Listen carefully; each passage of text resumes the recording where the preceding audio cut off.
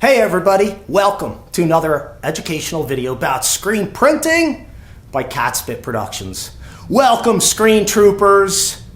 I've missed you. Since the last video, anyway.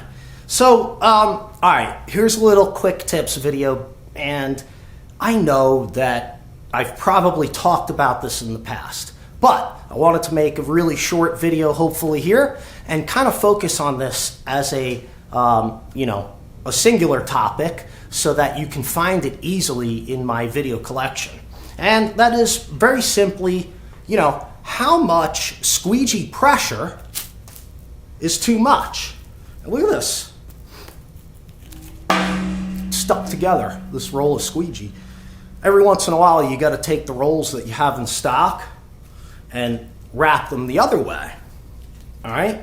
But the question here, not to get distracted, is how much pressure on the squeegee blade when you're printing with your squeegee and the handle and everything, how much pressure is too much pressure? All right, so let me preface this whole little quick tips video right now by saying that I know there are some recent innovations in squeegee technology, okay, but I will emphasize this. This is your best friend. Wood handle, polyurethane squeegee. Single durometer, not triple durometer, dual durometer, or what have you. The standard, tried and true, fundamental utensils of screen printing have been around for a very long time for a reason, okay, and you will see people come up with new devices and new gadgets that they try to sell you. And the truth is, this is the best scenario. Now, metal handled squeegees are good too. And we'll talk about those as we start to do some water-based ink printing here with aluminum pallets and such. Okay, because you know that I've told you in the past, the wood handled squeegees are more flexible with imperfect pallets.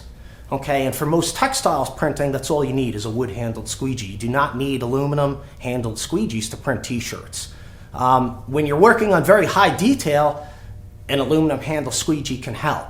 And we'll talk about that in the future, so make sure that you're subscribed to the YouTube channel and, you're part of the Catspit militia, as it were.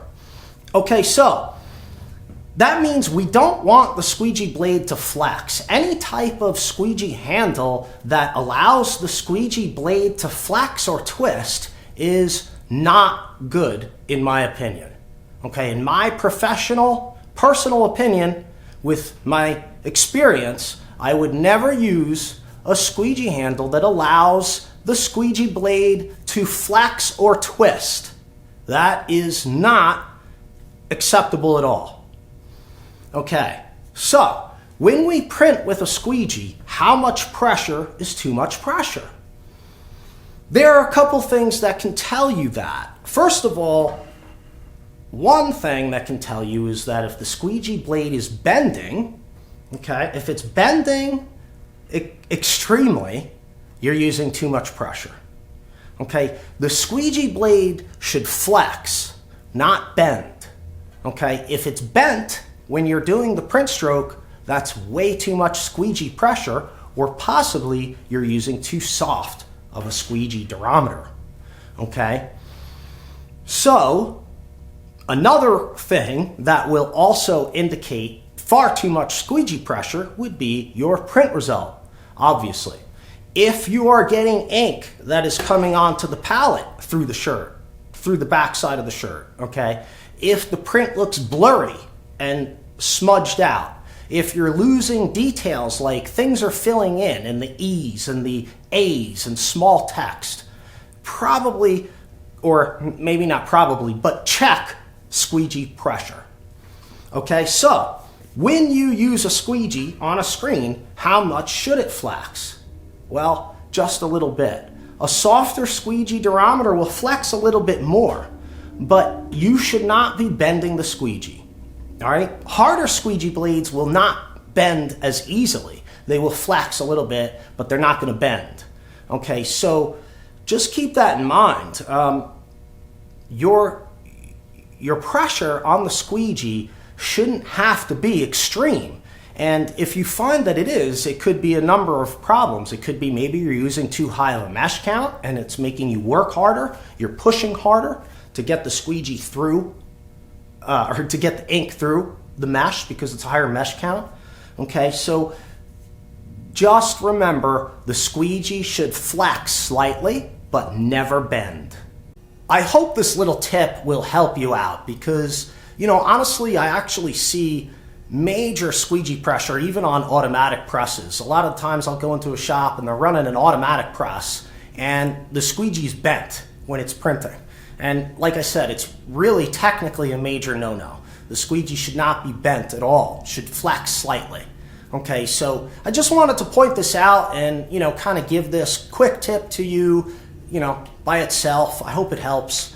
And, you know, if you like my videos, yeah, you like them? They're good, right? Get some information. Maybe sometimes I make you laugh.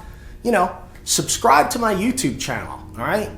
And when you do that, you've been drafted into the screen printing militia, all right? Welcome, screen troopers, because you know what? I need you guys, all right? You drive these videos. So it's really important that you guys subscribe to the YouTube channel, and that way I keep making videos. So I appreciate all your support very much. Thanks a lot for subscribing. And of course, we will see you in another screen printing video real soon.